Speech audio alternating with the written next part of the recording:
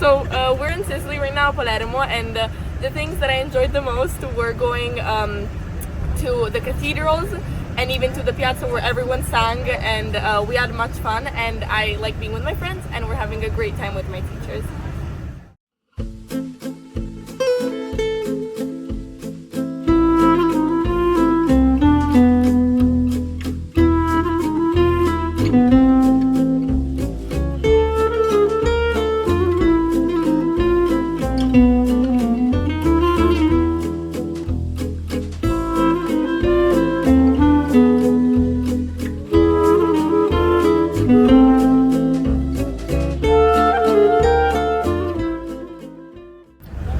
So the trip so far has been really engaging and enriching. We got the chance to explore the city and have some free time around. Me and my friends were able to explore some Sicilian food and experience the culture, and it has been a very enriching experience.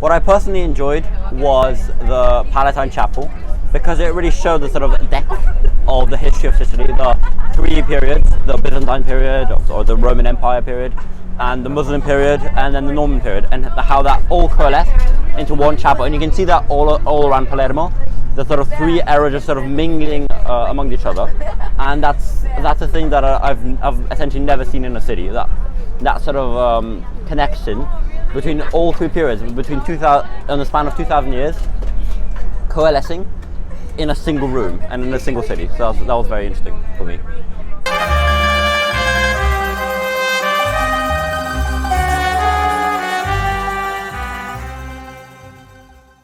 We're currently at Mondello Beach, and we're really excited to go in, right? Yeah, we're so excited. Yep, we're gonna go We're gonna swim. We're gonna put a lot of sunscreen on so we don't burn, Iona. We're excited. Hi guys, this is us after Mondello Beach. So how was your experience, Jean? So it's really beautiful, as you can see. There's a perfect view, and we enjoyed the afternoon. We played volleyball with our friends. We rested, we tanned, and we enjoyed the beautiful view. What about you, Liv? I played in the water and then I slept. It was really nice. It was really nice because it wasn't too hot or too cold, and yeah. And I think it was also relaxing because after a long day we had a chance to kind of like wind down and chill in the beach. So that was beautiful. We had a really nice time at Mondello Beach. We played volleyball in the water, and then afterwards a lot of us went to go get ice cream, and we even played volleyball with other people from the beach. This morning we were able to explore the Sagessa archaeological site. When we first entered the site, we met a bunch of archaeologist researchers from the University of Tucson, and they were exploring different elements within the site, such as like pottery vases. And then we went to an amphitheater, and the tour guide explained how, like, if you enter different parts of the amphitheater, like the actors, if they entered or left or right, people would know their social classes, like townspeople or countryside people. And then we went to the temple, and yeah. And the tour guide was telling us about its history behind, and that's connected to Greek mythology. And also like, the material it's made of. Yeah. And yeah. And it was very great to hear about it. We are currently in the Benedictine cloisters in Sicily, next to the Cathedral of Monreale, a gorgeous town about 1,000 feet above the level of the sea.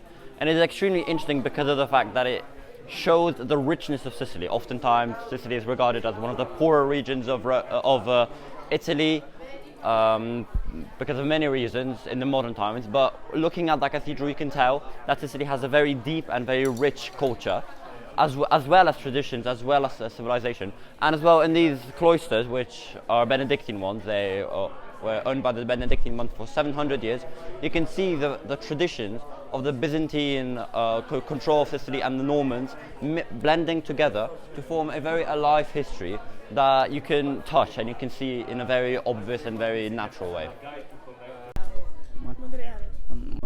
See.